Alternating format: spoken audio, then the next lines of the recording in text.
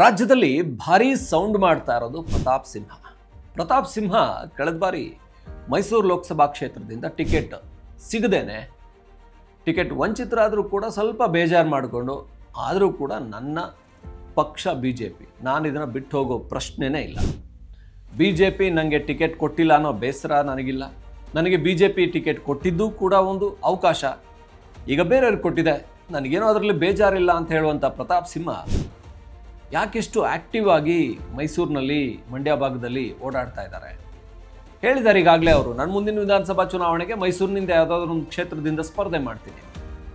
ಅವ್ರು ಯಾವುದಾದ್ರೂ ಒಂದು ಕ್ಷೇತ್ರದಿಂದ ಸ್ಪರ್ಧೆ ಮಾಡ್ತಾರೆ ಮೈಸೂರಿಂದ ಅಂದರೆ ಅವರಿಗೆ ಟಿಕೆಟ್ ಸಿಗುತ್ತಾ? ಅವರಿಗೆ ಅವರ ಹುಟ್ಟೂರು ಸಕಲೇಶಪುರ, ಹಾಸನ ಜಿಲ್ಲೆ ಸಕಲೇಶಪುರ. 2014ರಲ್ಲಿ ಚುನಾವಣೆ ಇದ್ದಂಥ ಸಂದರ್ಭದಲ್ಲಿ ಪ್ರತಾಪ್ ಸಿಂಹ ಅವರಿಗೆ ಹಾಸನದಿಂದ ಟಿಕೆಟನ್ನು ಕೊಡಲಿಲ್ಲ ಲೋಕಸಭೆಗೆ, ಮೈಸೂರಿಗೆ ಕಳಿಸಿದ್ರು ಮೋದಿ.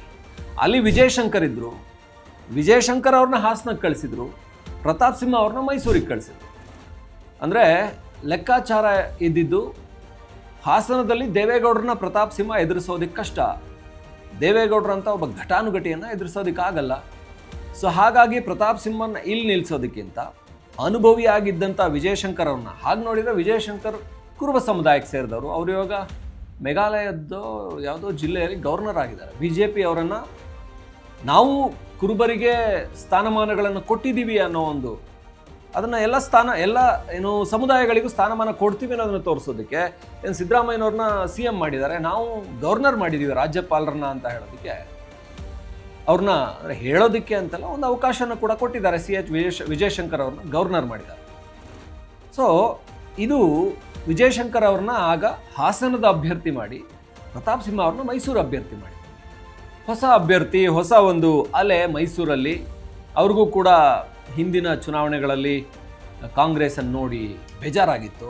ಸೊ BJPಯಲ್ಲಿ ಹೊಸ ಅಭ್ಯರ್ಥಿ, ಕೇಂದ್ರದಲ್ಲಿ ಮೋದಿ ಅನ್ನುವಂಥ ಒಂದು ಹೊಸ ಅಲೆ, ಅಚ್ಚೇ ದಿನ ಆನೆ ವಾಲೆ ಅಂತೇಳಿ ಒಬ್ಬ ಪತ್ರಕರ್ತ ಸಾಕಷ್ಟು ಸದ್ದು ಮಾಡಿದ್ದಂಥ ವ್ಯಕ್ತಿ ಬೆತ್ತಲೆ ಜಗತ್ತು ಅವಕಾಶ ಮಾಡಿಕೊಟ್ರು.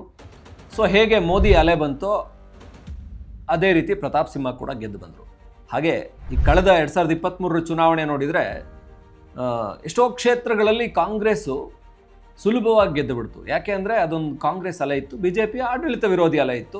ಹೆಂಗೆ 2014ರಲ್ಲಿ ಕಾಂಗ್ರೆಸ್ಗೆ ಆಡಳಿತ ವಿರೋಧಿ ಅಲೆ ಇತ್ತು, ಮನಮೋಹನ್ ಸಿಂಗ್ ಸರ್ಕಾರಕ್ಕೆ 10 ವರ್ಷಗಳ ದೊಡ್ಡ ದೊಡ್ಡ ಭ್ರಷ್ಟಾಚಾರದ ಹಗರಣಗಳಿತ್ತು, ಆ ಅಲೆಯಲ್ಲಿ ಗೆದ್ಕೊಂಬಂದರು. ಆಮೇಲೆ ಪ್ರತಾಪ್ ಸಿಂಹ ಕೆಲಸ ಮಾಡಿದ್ದಾರೆ, ನೋ ಡೌಟ್.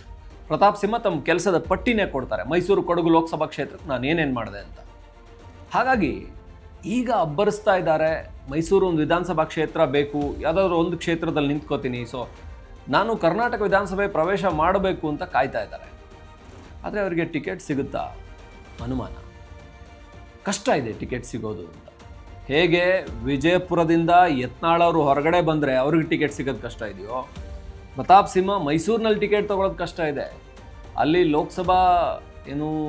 ಲೋಕಸಭಾ ಸದಸ್ಯರಾಗಿ MP ಆಗಿ 2 ಟರ್ಮ್ ಕೆಲಸ ಮಾಡಿರ್ಬೋದು, ಮೈಸೂರಿನಲ್ಲಿ ಸಾಕಷ್ಟು ಆ್ಯಕ್ಟಿವ್ ಆಗಿ ಕೆಲಸ ಮಾಡಿರ್ಬೋದು, ಮೈಸೂರಿಗೆ ತುಂಬ ಹೆಸರು ತಂದುಕೊಡುವಂಥ ಕೆಲಸಗಳನ್ನು ಕೂಡ ಪ್ರತಾಪ್ ಸಿಂಹ ಮಾಡಿರ್ಬೋದು. ಆದರೆ ಒಂದು ವಿಧಾನಸಭಾ ಕ್ಷೇತ್ರದಲ್ಲಿ ಟಿಕೆಟ್ ತೊಗೋಬೇಕು ಅಂದರೆ ಅವರಿಗೆ ಯಡಿಯೂರಪ್ಪ ವಿಜಯೇಂದ್ರ ಅವರಿಂದ ಒಂದು ಗ್ರೀನ್ ಸಿಗ್ನಲ್ ಬೇಕು. ಆದರೆ ಇಲ್ಲಿ ವಿಜಯೇಂದ್ರ ಅವರಿಗೆ ಗ್ರೀನ್ ಸಿಗ್ನಲ್ ಕೊಡೋದು ಕಷ್ಟ. ನೇರವಾಗಿಯೇ ಯಡಿಯೂರಪ್ಪ ಅವರು ನಮ್ಮ ನಾಯಕರು, ಅವರು ಕಷ್ಟಪಟ್ಟು ಹೋರಾಟದಿಂದ ಬೆಳೆದು ಬಂದಿದ್ದಾರೆ, ಪಕ್ಷನ ಕಟ್ಟಿದ್ದಾರೆ, ಸರಿ ವಿಜಯೇಂದ್ರ ಅವ್ರಿಗೆ ಯಾಕೆ ಅವಕಾಶ ಕೊಡ್ತೀರಾ? ಅಪ್ಪ ಮಾಡಿದ್ದಾರೆ ಅಂತ ಅದು ಮಕ್ಕಳಿಗೆ ಸುಲಭವಾಗಿ ಸಿಕ್ಬಿಡೋದಕ್ಕೆ ಈ ಪಾರಂಪರಿಕ ರಾಜಕಾರಣ BJPಯಲ್ಲಿ ಒಪ್ಪುವಂಥದ್ದಲ್ವಾ? ಅಲ್ಲ, ಮೋದಿ ಕೂಡ ಅದನ್ನು ಒಪ್ಪೋದಿಲ್ಲ ಅಂತ ಹೇಳುವಂಥ ಪ್ರತಾಪ್ ಸಿಂಹ ನೇರವಾಗಿಯೇ ವಿಜಯೇಂದ್ರ ಅವ್ರನ್ನ ವಿರೋಧಿಸ್ತಾರೆ. ಹಾಗಾಗಿ ಟಿಕೆಟ್ಗೆ ಅವರೇ ಓಕೆ ಮಾಡಬೇಕು. ಇನ್ನೊಂದು ಕಡೆ RSS ಇದೆ, RSS ಇಂದ ಟಿಕೆಟ್ ಸಿಗಬಹುದು ಪ್ರತಾಪ್ ಸಿಂಹ ಅವರಿಗೆ ಅನ್ನೋದು ಪ್ರತಾಪ್ ಸಿಂಹ ಅವರ ನಂಬಿಕೆ. ಇಲ್ಲಿ RSS ಎಷ್ಟರ ಮಟ್ಟಿಗೆ ಪ್ರತಾಪ್ ಸಿಂಹ ಅವರ ಜೊತೆ ನಿಂತ್ಕೊಳ್ಳುತ್ತೆ? ಪ್ರತಾಪ್ ಸಿಂಹ ಅವರಿಗೆ ಲೋಕಸಭೆಯಲ್ಲಿ ಟಿಕೆಟ್ ಸಿಗಲಿಲ್ಲ ಅನ್ನೋದಕ್ಕೆ ಕಾರಣಗಳೇ ಹಲವಿದ್ದಾವೆ. RSS ಕೂಡ ಆಗ ಅವರಿಗೆ ಟಿಕೆಟನ್ನು ಕೊಡಿಸೋದಕ್ಕೆ ಆಗಲಿಲ್ಲ ಅನ್ನೋದು. ಮೈಸೂರಲ್ಲಿ ಯದುವೀರ್ ಒಡೆಯರ್ ಈಗ ಸಂಸದರಾಗಿದ್ದಾರೆ, ಅವರಿಗೆ ಟಿಕೆಟ್ ಸುಲಭವಾಗಿ ಸಿಕ್ತು. ಪ್ರತಾಪ್ ಸಿಂಹ ಎಷ್ಟು ಕೆಲಸ ಮಾಡಿದ್ರು ಕೂಡ ಮೈಸೂರಲ್ಲಿ ಪಟ್ಟಿ ಕೊಟ್ಟರೆ ಸಿದ್ದರಾಮಯ್ಯನವರಿಗೆ ಚಾಲೆಂಜ್ ಮಾಡ್ತಾರೆ, ನೀವು CM ಆಗಿ ಏನು ಕೆಲಸ ಮಾಡಿದ್ರೆ ಅದಕ್ಕಿಂತ ಜಾಸ್ತಿ ನಾನು ಮಾಡಿದ್ದೀನಿ ರೀ ಕೆಲಸ, ನೀವೇನು ನಾಲ್ವಡಿ ಕೃಷ್ಣರಾಜ ಒಡೆಯರ್ ನಂತರ ನಾನೇ ಜಾಸ್ತಿ ಕೆಲಸ ಮಾಡಿರೋದು ಅಂತ ಹೇಳ್ಕೊತೀರಾ? ಸಾಧ್ಯನೇ ಇಲ್ಲ. ನನ್ನ ಹತ್ರ ಚರ್ಚೆಗೆ ಬನ್ನಿ, ನಿಮಗಿಂತ ಜಾಸ್ತಿ ನಾನು ಕೆಲಸ ಮಾಡಿದ್ದೀನಿ ಅಂತ ಪ್ರತಾಪ್ ಸಿಂಹ ಚಾಲೆಂಜ್ ಹಾಕ್ತಾರೆ. ಅದನ್ನು ಪ್ರೂವ್ ಕೂಡ ಮಾಡ್ಕೋತಾರೆ. ಮೈಸೂರಲ್ಲಿ ಅವ್ರು ಮಾಡಿರೋ ಕೆಲಸದ ಇಂಚಿಂಚು ಅವರಿಗೆ ಗೊತ್ತಿದೆ. ಆ ಪಟ್ಟಿಯನ್ನು ಬೇಕಾದ್ರೆ ಗಂಟೆಗಟ್ಟಲೆ ಹೇಳಬಲ್ಲರು ಅವರು, ಅದನ್ನು ಪ್ರೂವ್ ಮಾಡ್ತಾರೆ.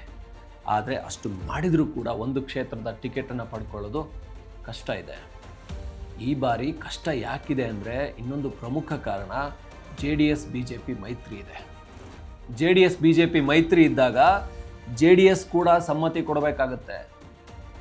ಪ್ರತಾಪ್ ಸಿಂಹ ಕೆಲವೊಂದು ಸಾರಿ HD ಕುಮಾರಸ್ವಾಮಿ ಅವ್ರನ್ನ ಭೇಟಿ ಮಾಡಿ ಅವ್ರ ಜೊತೆ ಒಳ್ಳೆ ಸಂಬಂಧನ ಇಟ್ಕೊಂಡಿದ್ದಾರೆ. ಕಾರಣ ಏನು ಅಂತ ಹೇಳಿದರೆ, ಮೈಸೂರಲ್ಲಿ ತಮಗೆ ಯಾವುದೋ ಒಂದು ಕ್ಷೇತ್ರಕ್ಕೆ ಟಿಕೆಟ್ ಬೇಕು ಅಂತಂದಾಗ JDS ಇಂದ ವಿರೋಧ ಎದುರಾಗಬಾರ್ದು ಅಂತ. ಇನ್ನು ತಮ್ಮ ಸ್ವಕ್ಷೇತ್ರ ಸಕಲೇಶಪುರ ಹಾಸನ ಜಿಲ್ಲೆಯಲ್ಲಿ ಸ್ಪರ್ಧೆ ಮಾಡೋದಕ್ಕೆ ಇದು SC ಮೀಸಲು ಕ್ಷೇತ್ರ ಆಗಿದೆ. ಮೀಸಲು ಕ್ಷೇತ್ರ ಆಗಿರೋದ್ರಿಂದ ಇಲ್ಲಿ ಸ್ಪರ್ಧೆ ಮಾಡೋದಕ್ಕೆ ಅವಕಾಶ ಇಲ್ಲ. ಇಲ್ಲದೇ ಇದ್ದರೆ ಬಹುಶಃ ಪ್ರತಾಪ್ ಸಿಂಹ ತಮ್ಮ ಹುಟ್ಟೂರಾದಂಥ ಸಕಲೇಶಪುರದಿಂದ ಸ್ಪರ್ಧೆ ಮಾಡೋಕ್ಕೆ ಯೋಚನೆ ಮಾಡ್ತಿದ್ರೇನೋ. ಇಲ್ಲಿ ಅವಕಾಶ ಅಂತೂ ಇಲ್ಲ. ಹಾಗಾಗಿ ಮೈಸೂರಲ್ಲೇ ಅವಕಾಶ ಪಡ್ಕೊಳ್ಳೋಣ, ಒಂದು ಕ್ಷೇತ್ರ ನೋಡೋಣ ಅಂತ ಯೋಚನೆ ಮಾಡ್ತಾ ಇದ್ದಾರೆ. ಆದರೆ ಅವರಿಗೆ JDSನ ಸಾಥ್ ಬೇಕಾಗಿದೆ. ಹಾಗಂತ JDS ಬಿಟ್ಕೊಡೋಕೆ ರೆಡಿ ಇಲ್ಲ. ಪ್ರತಾಪ್ ಸಿಂಹ ಕುಮಾರಸ್ವಾಮಿ ಅವ್ರನ್ನ ಭೇಟಿಯಾಗಿರ್ಬೋದು, ಕುಮಾರಣ್ಣ ಅನ್ನಬೋದು, ಆಶೀರ್ವಾದ ತಗೋಬೋದು. ಆದರೆ ಮೈಸೂರಲ್ಲಿ ಯಾವ ಕ್ಷೇತ್ರ JDS ತನಗಿರೋಂಥ ಕ್ಷೇತ್ರಗಳಲ್ಲಿ ಯಾಕೆ ಬಿಟ್ಕೊಡ್ತಾರೆ? ಚಾಮುಂಡೇಶ್ವರಿ ಇದೆ, GT ದೇವೇಗೌಡರು ಇದ್ದಾರೆ.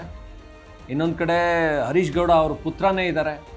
ಸೊ ಹುಣಸೂರಲ್ಲಿ ಇದು ಬಿಟ್ಟರೆ BJPಗಿರುವಂಥ ಬೇರೆ ಕ್ಷೇತ್ರಗಳಲ್ಲಿ JDS ಸಾಕಷ್ಟು ಪ್ರಬಲವಾಗಿದೆ.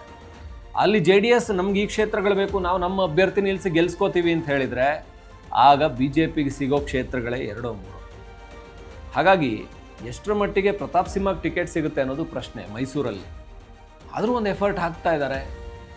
ದೊಡ್ಡ ಅಂದರೆ ಜನ ಬೆಂಬಲ ಅವ್ರಿಗೆ ಸಿಗ್ತಾ ಇದೆ. ಯಾಕೆಂದರೆ ಮೈಸೂರಲ್ಲಿ ಅವರ ಮಾತುಗಳಿಗೆ ಒಂದು ದೊಡ್ಡ ಅಭಿಮಾನಿ ವರ್ಗ ಇದೆ. ಜೊತೆಗೆ ಅವ್ರ ಕೆಲಸಕ್ಕೂ ಕೂಡ ಅಭಿಮಾನಿಗಳಿದ್ದಾರೆ. ಅರ್ಹವಾಗಿ ಟಿಕೆಟ್ ಸಿಗಬೇಕು ಅಂತ ಅಂದ್ಕೊಂಡ್ರೆ ಪ್ರತಾಪ್ ಸಿಂಹ ಅವರಿಗೆ ಖಂಡಿತ ಒಂದು ಕ್ಷೇತ್ರಕ್ಕೆ ಟಿಕೆಟ್ಗೆ ಅರ್ಹತೆ ಇದೆ ಅಂತ ಅನಿಸುತ್ತೆ. ಆದರೆ ಸಿಗುತ್ತೋ ಇಲ್ವೋ ಡೌಟು. ಪ್ರಯತ್ನ ಅಂತೂ ನಡೀತಾ ಇದೆ. ಅಂದರೆ ಏನೋ ದೊಡ್ಡ ರೆವಲ್ಯೂಷನ್ ಮಾಡಿಬಿಡ್ತೀವಿ, ಯತ್ನಾಳ್ ಅವರು, ಈಶ್ವರಪ್ಪ ಅವರು, BJPಯಿಂದ ಹೊರಗಡೆ ಬಂದಿರುವಂಥವರೆಲ್ಲ ಸೇರಿಕೊಂಡು ಅಂಥೇಳಿ ಹೊರಟ್ರೆ ಖಂಡಿತ ಇಲ್ಲ. ತಗ್ಗಿ ಬಗ್ಗಿ ನಡೆದು ಏನಾದರೂ ಯಡಿಯೂರಪ್ಪನವರು ಆಶೀರ್ವಾದ ತಗೊಂಡು, ಆ ಕಡೆ RSS ಕಡೆಯಿಂದನೂ ಕೂಡ ಆಶೀರ್ವಾದ ತಗೊಂಡು, ಇನ್ನೊಂದು ಕಡೆ ಕುಮಾರಸ್ವಾಮಿ ಅವರು ಕೂಡ ಚೆನ್ನಾಗಿ ಇಟ್ಕೊಂಡು ಒಂದು ಕ್ಷೇತ್ರ ಸಿಕ್ಕಿದ್ರೆ ಪ್ರತಾಪ್ ಸಿಂಹ ಅವರಿಗೆ ಬಹುಶಃ ಪ್ರಯತ್ನ ಮಾಡ್ಬೋದು ಅಂದರೆ ಗೆಲುವಿಗೆ. ಇದು ಅಂದರೆ ರಾಜ್ಯದಲ್ಲಿ ಸದ್ಯ ಅಬ್ಬರಿಸ್ತಾ ಇರುವಂಥ ಪ್ರತಾಪ್ ಸಿಂಹನವರ ಪರಿಸ್ಥಿತಿ. ಅಂದರೆ ಮೂರು ಕಡೆ ಗ್ರೀನ್ ಸಿಗ್ನಲ್ ತಗೋಬೇಕು ಅಂದರೆ ಸಿಕ್ಕಾಪಟ್ಟೆ ಸರ್ಕಸ್ ಮಾಡಬೇಕಾಗತ್ತೆ. ಹಾಗಾಗಿ ಏನಾಗುತ್ತೋ ಗೊತ್ತಿಲ್ಲ. ಈಗಲೇ ಈ ಲೆಕ್ಕಾಚಾರಗಳು, ಚರ್ಚೆಗಳು, ಯಾಕೆ ಇವರಿಷ್ಟು ಓಡಾಡ್ತಾ ಇದ್ದಾರೆ, ಮೈಸೂರಲ್ಲಿ ಒಂದು ಕ್ಷೇತ್ರಕ್ಕೋಸ್ಕರ ಓಡಾಡ್ತಾ ಇದ್ದಾರೆ. ಹಾಗಾಗಿನೇ ಇದೆಲ್ಲ BJP ಅವ್ರನ್ನ ಗಮನ ಸೆಳೆಯೋದಕ್ಕೆ ಓಡಾಡ್ತಾ ಇರೋದು. DK ಶಿವಕುಮಾರ್ ಹೇಳ್ತಾರೆ ಅವ್ರನ್ನ ಮೂಲೆ ಗುಂಪು ಮಾಡಿಬಿಟ್ಟಿದ್ದಾರೆ, ಟಿಕೆಟ್ ಕೊಡಲಿಲ್ಲ. ಸೊ ಅದಕ್ಕೆ ಪ್ರತಾಪ್ ಸಿಂಹ ಹೇಗಾದರೂ ಮಾಡಿ BJPಲಿ ಗುರುತಿಸ್ಕೊಳ್ಳೋಣ ಅಂತ ಒದ್ದಾಡ್ತಾ ಇದ್ದಾರೆ.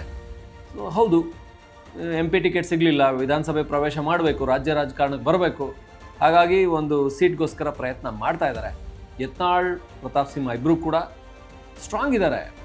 ಆದರೆ ರಾಜಕೀಯ ಲೆಕ್ಕಾಚಾರ ಅಂತ ಬಂದಾಗ ಅವರಿಗೆ ಎಷ್ಟರ ಮಟ್ಟಿಗೆ ಬೆಂಬಲ ಸಿಗುತ್ತೆ ಅನ್ನೋದೇ ಸದ್ಯದ ಪ್ರಶ್ನೆ. ಇದು ನಮಗನ್ಸಿದ್ದು. ನಿಮಗೇನು ಅನಿಸುತ್ತೆ? ನೀವು ಕೂಡ ಕಮೆಂಟ್ ಮಾಡ್ಬೋದು.